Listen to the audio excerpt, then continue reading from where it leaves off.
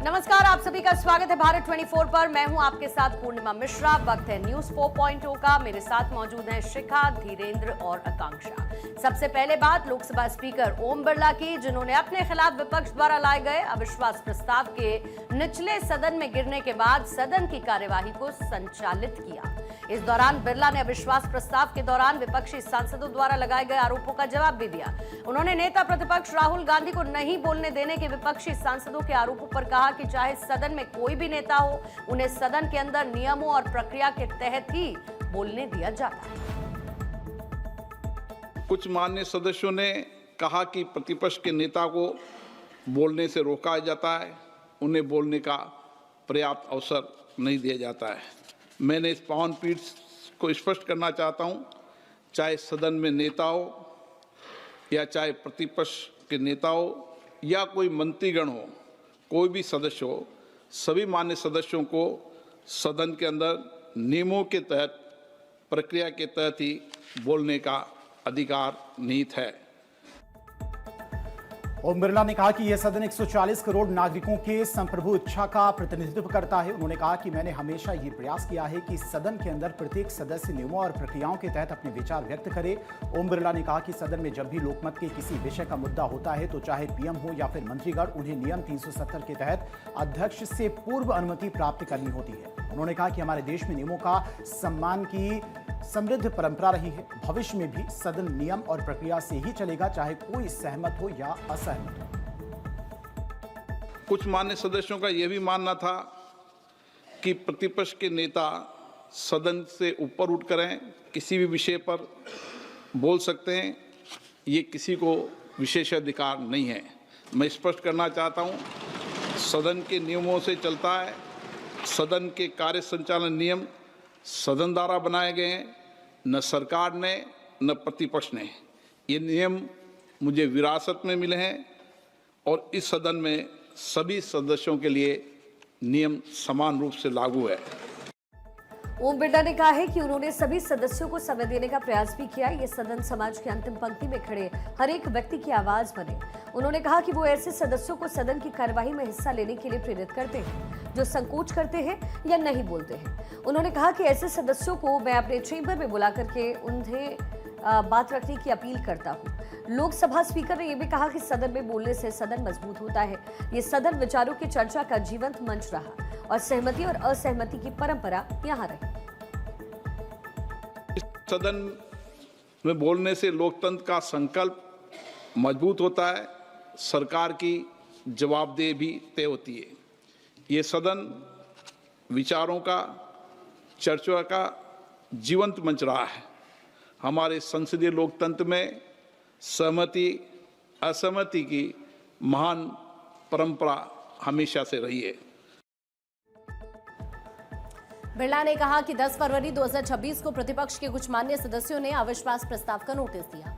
संविधान द्वारा स्थापित संसदीय लोकतंत्र की व्यवस्था में हमारी अटूट आस्था रही है। उन्होंने ये भी कहा कि आसन किसी व्यक्ति का नहीं, ये भारत की लोकतांत्रिक परंपरा, संविधान की भावना और महान परंपरा का प्रतीक है। मैंने उस मर्यादा और परंपरा को मजबूत किया है। बिरला ने कहा कि सदन द्वारा मेरे ऊपर व्यक्त किए गए विश्वास के लिए सभी का आभार व्यक्त करता हूँ। दिल्ली में केंद्रीय कृषि मंत्री शिवराज सिंह चौहान ने प्रेस कॉन्फ्रेंस की और इस दौरान उन्होंने कृषि क्षेत्रों में हुए विकास की जानकारी दी। उन्होंने कहा, प्रधानमंत्री नरेंद्र मोदी के नेतृत्व में पिछले 12 सालों में कृषि क्षेत्र में अभूतपूर्व प्रगति हुई। एक समय ऐसा भी था जब भारत को अपनी गेहूं की जरूरत पूरी करने के लिए विदेशों से लाल गेहूं आयात करना पड़ता था, लेकिन आज किसानों की मेहनत और सरकार की प्रभावी नीतियों की वजह से देश के अन्न भंडार भर चुके हैं। आज भारत चावल के उत्पादन में लगभग 150 मिलियन टन के साथ चीन को पीछे छोड़कर दुनिया में नंबर 1 स्थान पर पहुंच गया है। अगर हम संपूर्ण खाद्यान्न उत्पादन को देखेंगे तो साल 2014 तक ये लगभग 252 मिलियन टन था, जो बढ़कर अब 357 मिलियन टन हो गया है। मित्रों, प्रधानमंत्री श्रीमान नरेंद्र मोदी जी के नेतृत्व में पिछले 12 वर्षों में कृषि के क्षेत्र में अभूतपूर्व प्रगति हुई है। हम जानते हैं एक जमाना था तब भारत अपने गेहूं की आवश्यकता के लिए भी PL 480 जैसा लाल गेहूं मंगा के अपने देश की जनता को खिलाता था। लेकिन आज मुझे बताते हुए प्रसन्नता है कि किसानों की मेहनत और सरकार की नीतियों ने देश के अन्न के भंडार भर दिए हैं। चावल के उत्पादन में 150 मिलियन टन के साथ भारत चीन को पीछे छोड़कर दुनिया में नंबर 1 पर आ गया है। संपूर्ण खाद्यान्न अगर हम देखें तो 2014 तक 252 मिलियन टन उत्पादन था, वह बढ़ के 357 मिलियन टन हो गया है। इस दौरान उन्होंने बागवानी फसलों के उत्पादन को लेकर भी जानकारी दी और कहा कि बागवानी फसलों में भी उत्पादन में उल्लेखनीय वृद्धि हुई है। फल और सब्जियों के क्षेत्र में उत्पादन और उत्पादकता तीनों में लगातार बढ़ोतरी हो रही है। बागवानी फसलों का उत्पादन 277 मिलियन टन से बढ़कर 369 मिलियन टन तक पहुंच गया है। कृषि मंत्री ने कहा कि दलहन के क्षेत्र में भी लगातार प्रयास किए जा रहे हैं। भारत दलहन का दुनिया में सबसे बड़ा उत्पादक और उपभोक्ता है। हालांकि अभी भी अपनी आवश्यकताओं को पूरा करने के लिए कुछ मात्रा में आयात करना पड़ता है, लेकिन सरकारी प्रयासों से दलहन और तिलहन के उत्पादन में भी लगातार वृद्धि हो रही है। बागवानी फसलों में भी उत्पादन में अभूतपूर्व वृद्धि हुई है। फलों का, सब्जियों का क्षेत्र, उत्पादन और उत्पादकता तीनों लगातार बढ़ रही है। शिवराज सिंह चौहान ने जानकारी देते हुए यह भी बताया कि पिछले वर्षों में सरकार ने एमएसपी पर गेहूं, धान, कपास, दलहन और तिलहन की रिकॉर्ड खरीद की है। साथ ही किसानों को उचित दाम पर उर्वरक उपलब्ध कराने के लिए बड़ी मात्रा में सब्सिडी दी जा रही है। पिछले वर्ष उर्वरक सब्सिडी लगभग 1.86 लाख करोड़ रुपए थी और इस वर्ष भी बजट में तकरीबन 1.70 लाख करोड़ रुपए का प्रावधान है। कृषि के क्षेत्र में ऋण की उपलब्धता भी काफी ज्यादा बढ़ गई। साल 2014 में जहां कृषि ऋण लगभग 8.45 लाख करोड़ रुपए था, वहीं अब ये बढ़कर के 28.59 लाख करोड़ रुपए तक पहुंच गया। हम जानते हैं एक जमाना था तब भारत अपने गेहूं की आवश्यकता के लिए भी PL 480 जैसा लाल गेहूं मंगा के अपने देश की जनता को खिलाता था। लेकिन आज मुझे बताते हुए प्रसन्नता है कि किसानों की मेहनत और सरकार की नीतियों ने देश के अन्न के भंडार भर दिए हैं।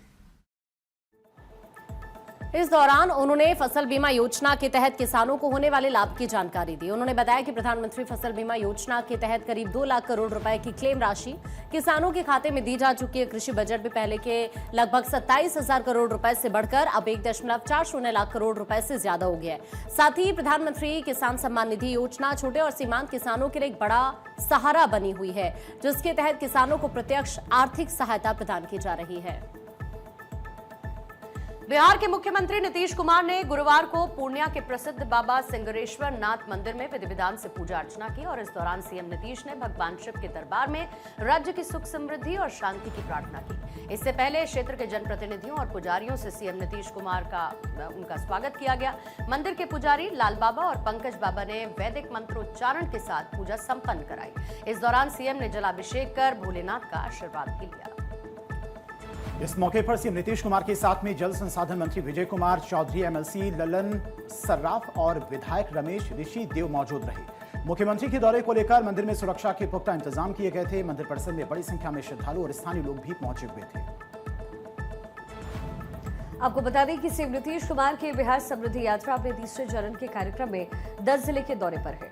वो कई जिलों का दौरा कर चुके हैं और इसी के तहत वो पूर्णिया पहुंचे और मंदिर में पूजा अर्चना की।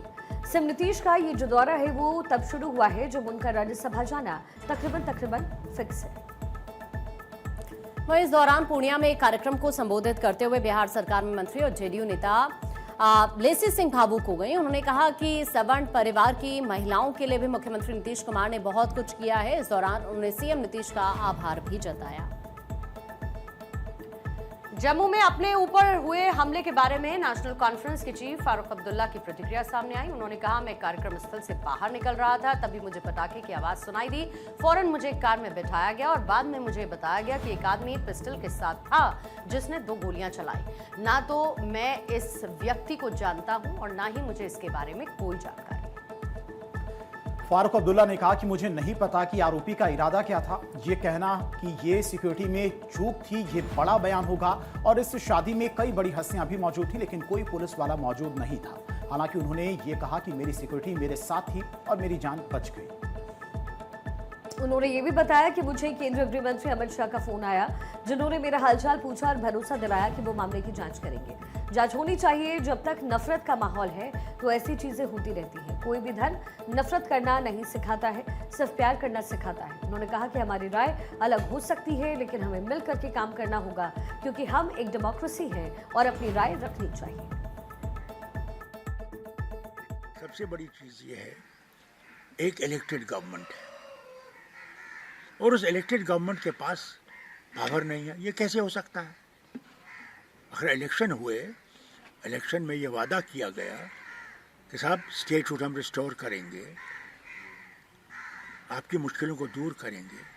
अब बताइए, इतने साल हो गए, कहाँ है वो स्टेटहुड जिसका वादा न सिर्फ इन्होंने पार्लियामेंट में किया बल्कि इन्होंने सुप्रीम कोर्ट में किया? तब तो ये आप हम पे उंगली उठा सकते थे।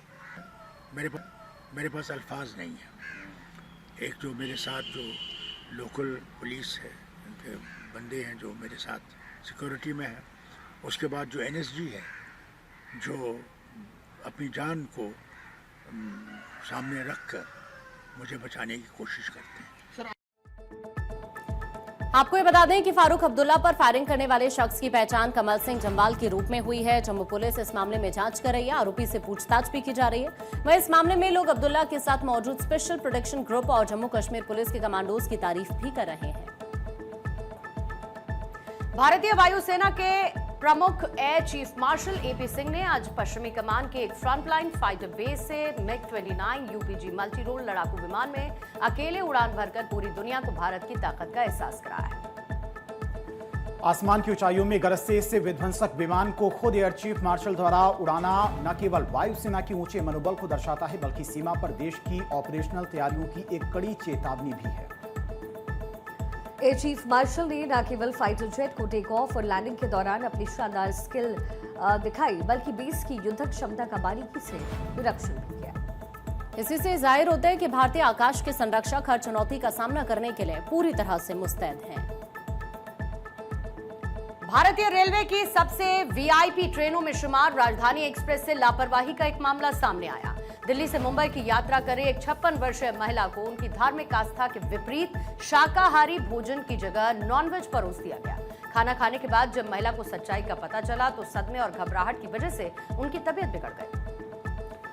मुंबई की रहने वाली राजेश्वरी देवी दिल्ली के हजरत निजामुद्दीन स्टेशन से मुंबई के लिए ट्रेन नंबर 12954 के कोच B1 में सफर कर रही थी। उनके बेटे शिवम ने टिकट बुक करते इस समय स्पष्ट रूप से वेजिटेरियन का विकल्प चुना था और रात के खाने के समय कैटरिंग स्टाफ ने उन्हें गलती से चिकन करी दे दी।